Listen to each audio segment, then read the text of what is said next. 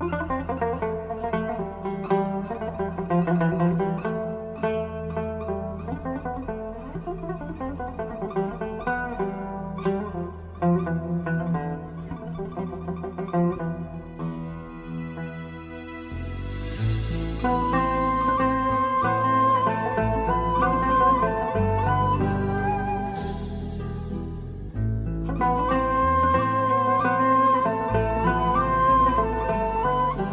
احاطے میں ہی ہیں، اس احاطے سے جو باہر ہے وہ بیرونی ہے، تو ہم سب ایک ہی احاطے میں ہیں، یعنی لکھنؤ اور الہ آباد، پریاگ اور یہ لکشمن پوری، ان سب کی سرحدوں کو ملاتے ہیں۔ اور انوار عباس صاحب کی شاعری کا ایک بڑا حصہ، ان کے کئی عدد شعری مجموعے ہیں۔ کمیل صاحب انہی کے شاگرد ہیں۔ کمیل کے بغیر مولا علی کو پوری طرح سے کوئی سمجھ نہیں پائے گا، تو استاد تو یہاں پہ ہے ہی ہے۔ آپ بتائیں کہ ایک جو دعاؤں کا جریدہ کیسے مرتب ہوتا ہے عشق علی میں، یہ تو کمیل نے بتایا ہے۔ تو آئیے ہم کمیل صاحب کے استاد ہیں، اور یہ بھی عرض کروں کہ کبھی کبھی پورے اسلام کو پیش کرنے کے لیے علی کی ذات، آپ یوں سوچئے کہ رستم صاحب بیٹھے ہوئے ہیں، رستم کو رستم اگر فردوسی نہ ہوتا تو کون بناتا؟ جولیس سیزر ٹھیک ہے تاریخ کا حصہ تھا، شیکسپیئر نہ ہوتا تو کون بناتا؟ آپ بتائیں۔ ایسے ہی اسلام بہت بڑا مذہب، رسول اللہ کی ذات، لیکن علی نہ ہوتے تو ہم کیسے پہچانتے رسول کو؟ تو آئیے اس حوالے تک بات میں نے عرض کی تھی کہ ہمیشہ ٹھیک ہے آپ داماد یہاں کے ہیں، لیکن اگر بیٹی رسول کے گھر کی ہے تو بیٹا خدا کے گھر کا ہوگا۔ تو وہ میں آپ کے احترام کے پیش نظر میں نے اشتہاروں میں وہ سارے زاویے رکھے تھے۔ تو انوار عباس صاحب نے تمام ان کی جو تقدیسی شاعری ہے، مرثیے کی شاعری ہے، نظموں کی شاعری ہے، جو ان کا حماسہ ہے، جو ان کا تشبیب کا پورا سلسلہ ہے، قصائد کا ہے، اجزاء ترکیبی کے ساتھ جو ان کا سخن ہے، وہ سب ہم سنتے رہتے ہیں۔ لیکن مولا کائنات کو بحیثیت انسان جس طرح سے اپنی شاعری میں برتا، وہ بھی بڑا نازک پہلو ہے۔ مجھے ایک قطعہ جو ہے وہ ان کا یاد آ رہا ہے کہ صاحب دفتر کار مشیت کو سنبھالا کیسے؟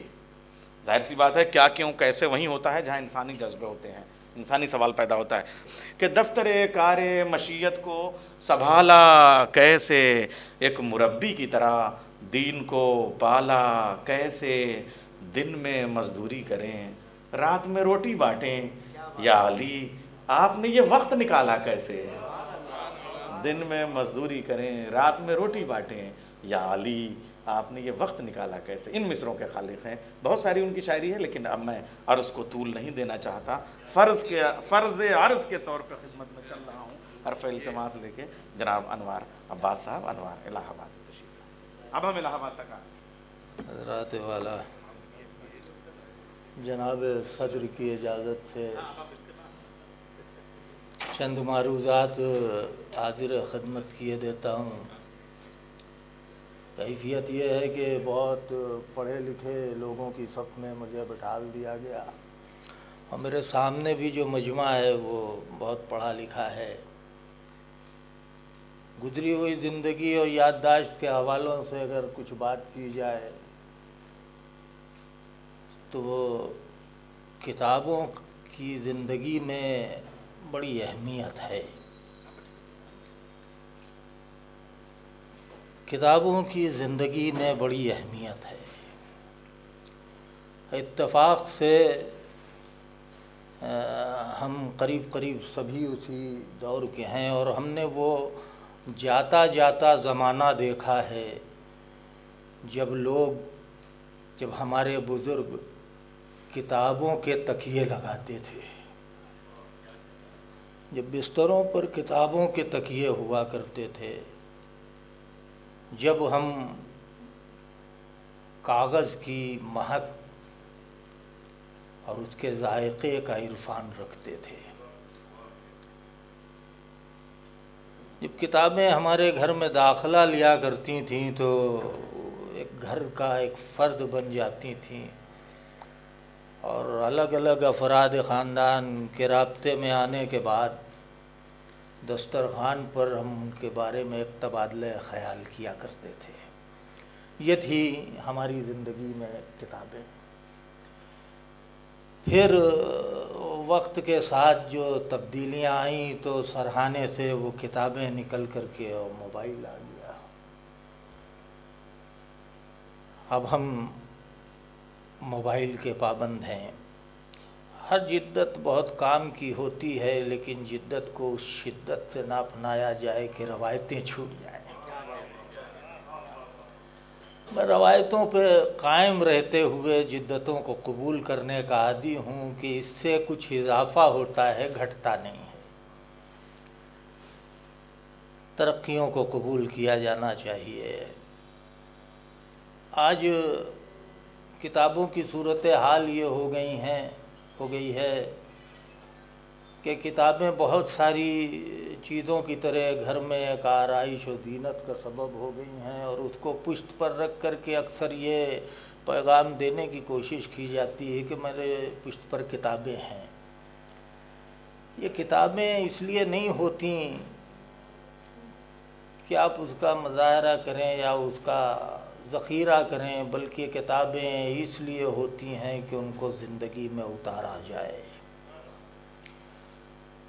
یہ موجودہ کتاب جس کے بارے میں یہ ایک جلسہ اجرا کا ایک سلسلہ ہے، وہ کتاب ایسی ہی کتاب ہے کہ زندگی میں اتاری جانے لائق ہے.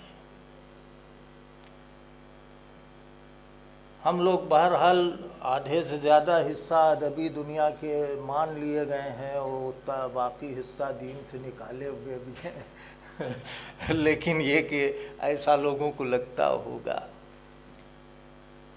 ایک لطیف اور ایک عجیب بات ہے اس کتاب کے ساتھ. بہت مختصر سی بات کر کے میں رخصت چاہوں گا. ایک لطیف اور بہت ہی باریک بات جو اس کتاب کے ساتھ ہے، وہ اپنے ایک باب ماحول کے ساتھ شروع ہوتی ہے.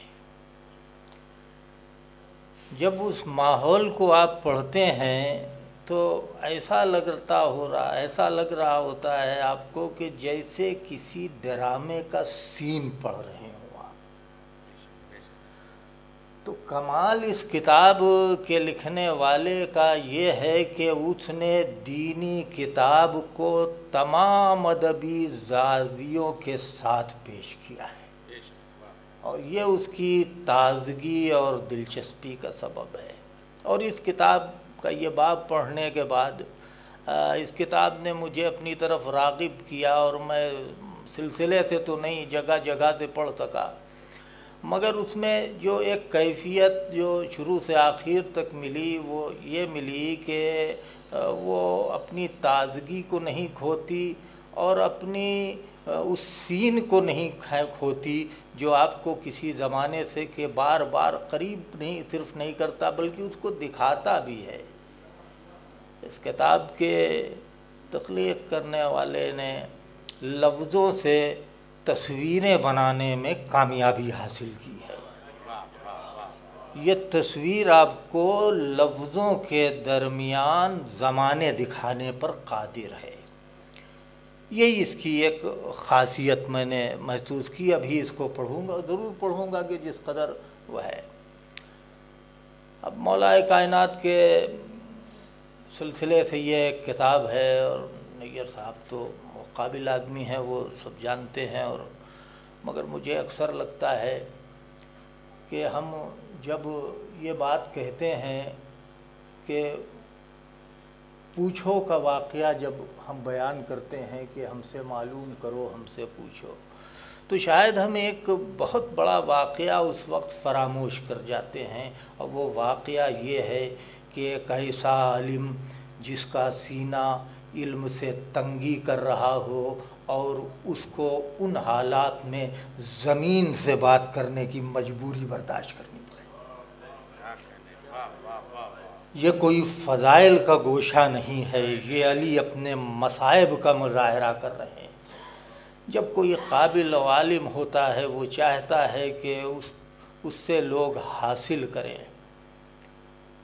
اتفاق یہ رہا علی کے ساتھ، المیہ یہ رہا کہ ان کو پوچھنے والے نہ ملیں. ہم امید کرتے ہیں کہ علی کو اس زمانے میں پوچھنے والے اس قدر نہ ملے ہوں گے، مگر اس کتاب کے حوالے سے علی کو بہت پڑھنے والے ملیں گے اس زمانے میں. بس انہی لفظوں کے ساتھ شکریہ ادا کرتا ہوں. کمیل میاں کا بھی اور عدیل زیدی صاحب کا بھی، کہ جو امریکہ میں بیٹھ کر ہندوستان کے لکھنؤ تک کو مربوط کیے ہوئے ہیں، یہ ان کے ادبی تسلسل پر ایک مستند دستخط ہے۔ شکریہ۔ واہ واہ۔